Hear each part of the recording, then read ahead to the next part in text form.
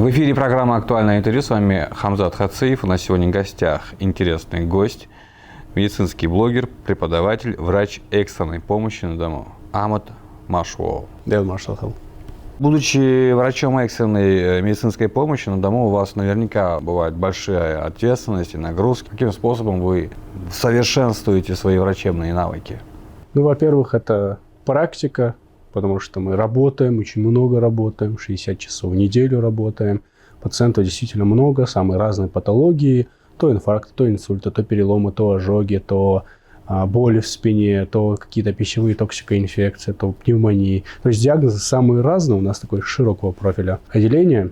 Поэтому, во-первых, заскучать нет времени, во-вторых, всегда есть какие-то новые данные по тем или иным заболеваниям, которые стоит изучить, и у нас есть время это изучить после работы, во время работы, и плюс нам дается возможность всегда нашим Министерством здравоохранения проходить дополнительные курсы во время рабочего дня. Нам представляют лекции, во время которых нам рассказывается, что вот появились новые клинические рекомендации. Вот ознакомьтесь перед началом рабочего дня. Мы садимся там в актовом зале, слушаем, задаем интересующие нас вопросы по этой патологии и дальше идем работать. То есть это очень часто у нас случается для того, чтобы мы, во-первых, не забыли то, что мы и так знали. Во-вторых, для того, чтобы нас ознакомить с новой информацией, которая появляется каждый день. Банальный вопрос. В чем разница между экстренной помощью и помощью на дому, скорой помощью? Скорая помощь купирует экстренную ситуацию, будь это отек квинки какой-нибудь, да, это аллергическая реакция немедленного типа, будь то это инфаркт, инсульт, стенокардия, хотя, по сути, это патологии, которые требуют госпитализации. Тот же инсульт. Если у человека случился инсульт, его нужно везти в больницу. Мы задействованы, когда у человека, например, случился инсульт, а он не хочет ехать в больницу, и мы лечим его дома.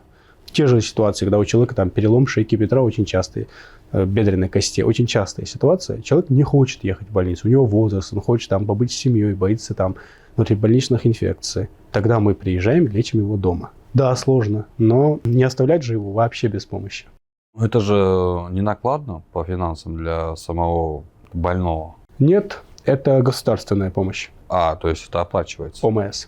Ого. А что входит в понятие медицинский блогер? Я наблюдаю за твоим блогом в Инстаграм. Мне интересно действительно, насколько для тебя важно нести информацию массы. Хочется, чтобы побольше людей понимали очень базовые вещи, которые влияют на наше здоровье. Те же энергетики, тот же лишний вес, та же вакцинопрофилактика. Это все какие-то, казалось бы, очень общие вещи, которые знает там человек, который читал хоть одну энциклопедию в свою жизнь, но он не связан с медициной. Он об этом как-то понимает это. Но сейчас у нас время клипового мышления, люди листают рилсы, они книги не читают, телепередачи редко смотрят, поэтому приходится через рилсы как-то занимательно передавать им эту информацию, и просмотров там у меня много, благодаря тому, что, наверное, я как-то интересно это снимаю. Медицинский блогер в каком-то определенном направлении медицины или широкого профиля формата?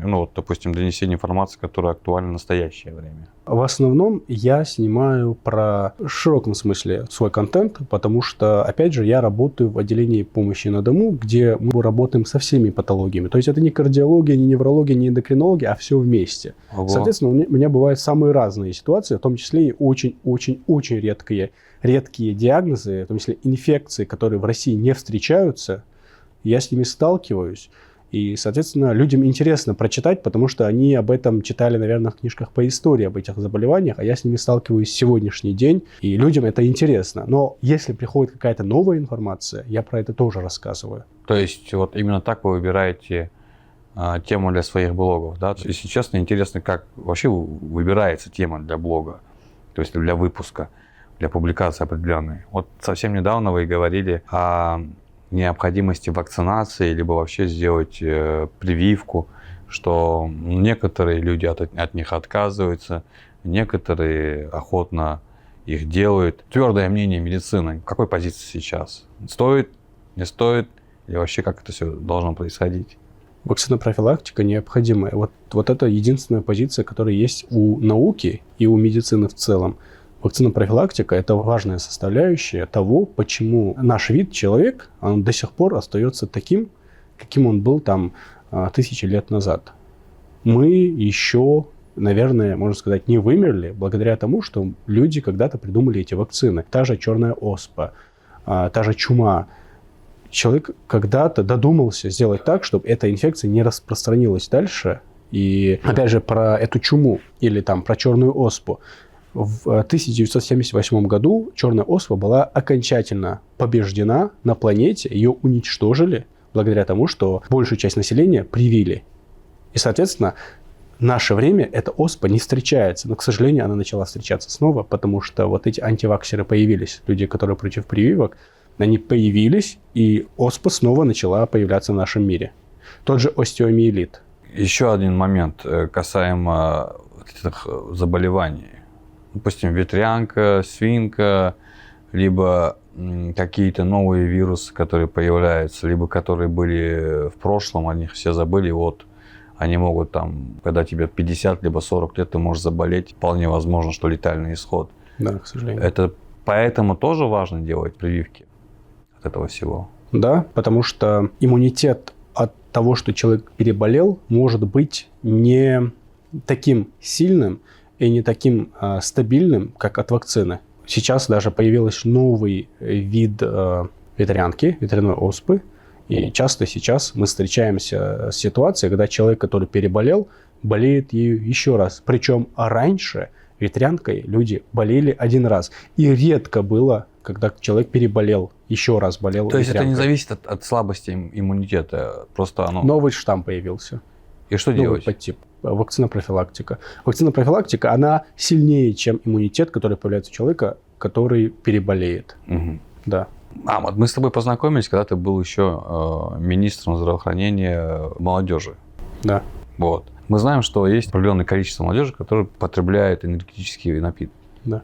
Когда ты занимался вот этим направлением, какую пропаганду ты нес, чтобы отгородить молодежь от этих напитков? Мы организовывали мероприятие, освещали его в СМИ, приглашали туда молодежь, которая активно не просто слушала, о чем мы разговариваем, но плюс еще помогала нам в осуществлении этих мероприятий. Они активно участвовали. Когда человек не просто слушает, а действует в какой-то коммуне, сообществе или каком-то деле, человек лучше запоминает эту информацию.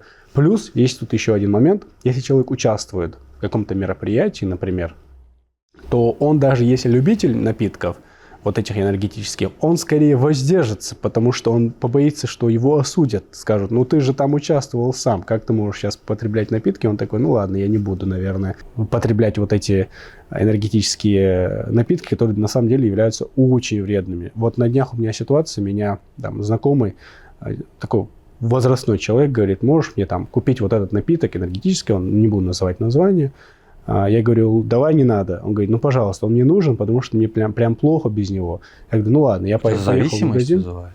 Это не вызывает зависимость, но, наверное, он по-другому и не получает той доли энергии, которая ему требуется. Он ее израсходовал и думает, что напитком его возобновить. На самом деле нет. Если энергия уже израсходована, то никакие напитки ему не помогут. Я поехал в магазин. Еду обратно, захожу там в дом, там меня друзья встречают, говорит, ты же сам снимаешь видео, говорит, про эти напитки, что ты? Я говорю, так он меня попросил, говорит, да ладно, говорит, рассказывай мне. На самом деле вред от них, он просто даже неоспорим, от этих энергетических напитков. Он может быть фатальным? 100%. 100%. То есть нету хороших напитков энергетических? Энергетических нет. Везде, где содержится кофеин с таурином и аргинин, они все фатальные, потому что они убыстряют работу сердца. Начинается тахикардия. Убыстрение сердца всегда приводит к тому, что сердце быстрее изнашивается. Есть даже исследования, которые показывают, что люди, у которых сердце бьется реже, то есть меньше 60 ударов в минуту, они живут дольше, потому что сердце в норме бьется реже, соответственно, оно дольше живет и медленнее стареет.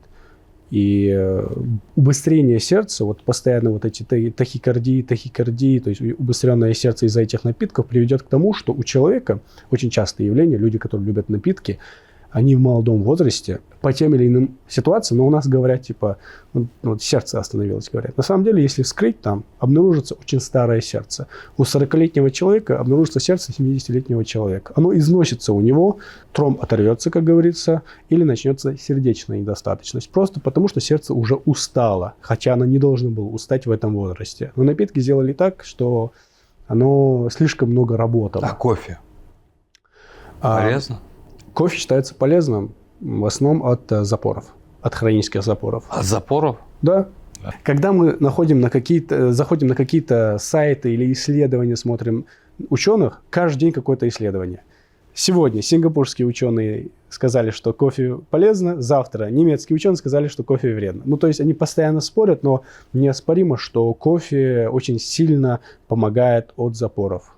К следующему вопросу, он более такой глобальный. Вот твое личное отношение к Международной организации здравоохранения. Вот почему задаю этот вопрос? Уточню. Многие различные эксперты, блогеры считают, что Международная организация здравоохранения занимается продажей различных лекарств, фармацевтики, для лоббирования интересов различных представителей фармацевтики. И поэтому появляются такие люди, которые считают, что вакцины или различные прививки – это как бы плохо. То есть есть как бы две стороны, которые друг друга, так сказать, постоянно хают. И поэтому этот вопрос: МОЗ – это хорошо или плохо? На мой взгляд, я пришел к этому выводу еще когда началась пандемия коронавируса в 2020 году, в марте. ВОЗ – это плохо. Это бутафория. Угу. Вот это мое мнение. Хорошо. Вы еще занимаетесь тем, что преподаете, верно? Да. Чему учите своих школьников? Готовлю их к поступлению в медицинский и готовлю их к тому, чтобы не поступать в медицинский. То есть я им показываю реальную картину, которая их ждет и в медицинском институте, и в общем в медицине. То есть у многих, когда они идут в медицину, как и у меня, когда-то было в 16-17 лет, розовые очки, где мы там, как в сериале «Интерны» или там в «Докторе Хаусе» получше, лечим людей, спасаем им жизни каждую секунду. На самом деле медицина, она не такая романтичная, не такая красивая, не такая благодарная профессия. Причем благородная, но не благодарная. И для этого я подготавливаю их не только к теоретическим, практическим навыкам, которые им пригодятся и в медицине, и когда они просто на улице будут идти и увидят, что человеку стало плохо, но еще готовлю их к тому, что вообще нужно вам это или нет. Так что подумайте, я им даю такую возможность. Потому что если, на мой взгляд, если другой преподаватель им будет преподавать, он там будет брать свою зарплату и рассказывать им то, что по плану он должен рассказать им. Считаю, это не совсем честно по отношению к маленьким детям. Я бы хотел, чтобы мне это рассказали перед тем, как я пошел в медицину. А давай вернемся к твоему блогу. Да. Интересно, действительно. И я думаю, что дальше еще круче будет. Да, Мула. Надеюсь. Если тебя спросить, будущее медицины, она должна больше внимания уделять информированию публики, людей, общества о том, что нужно сделать, что не нужно сделать, как вести здоровый образ жизни, чтобы не попасть, допустим, на операционный стол. Вот иногда даже возникают такие вопросы. Сегодня мы много видим людей, молодежи, которые делают различные пластические операции и так далее, и так далее. Бывают ухудшения. Действительно, очень много людей, которые сегодня пользуются этим. Вот медицина, она должна еще больше внимания уделить информированию наших людей? Или все-таки то, что сегодня есть, достаточно? Хороший вопрос, Амзат, очень хороший. Я постараюсь ответить не очень долго. Сейчас у нас такая тенденция. У нас на планете людей становится больше.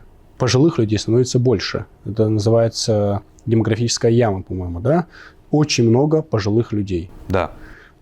Врачей становится меньше. Бесплатной медицины скоро, я как прогнозирую, перестанет быть в нашей стране.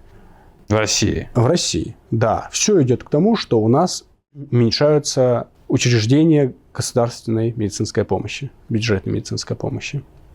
Все идет к тому, что скоро лечиться будут те, у кого есть хорошие деньги. К сожалению, но это факт. Врачи массово уходят из медицины, люди массово оканчивают медицинские институты, но уходят в другие профессии. Есть IT, есть бизнес, есть стоматология.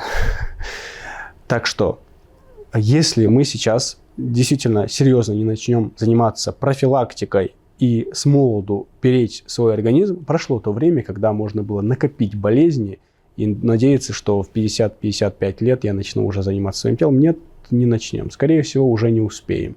Потому что врачей уже просто будет не хватать. А медицина станет роскошью для каждого человека, среднестатистического человека. Поэтому Да, ЗОЖ как никогда сейчас нужно популяризировать, и, на мой взгляд, этим должны заниматься именно люди, которые связаны с медициной, и именно на своем примере.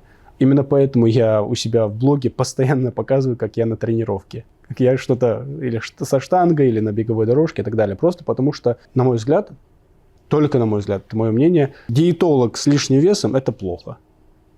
На мой взгляд. Так и есть.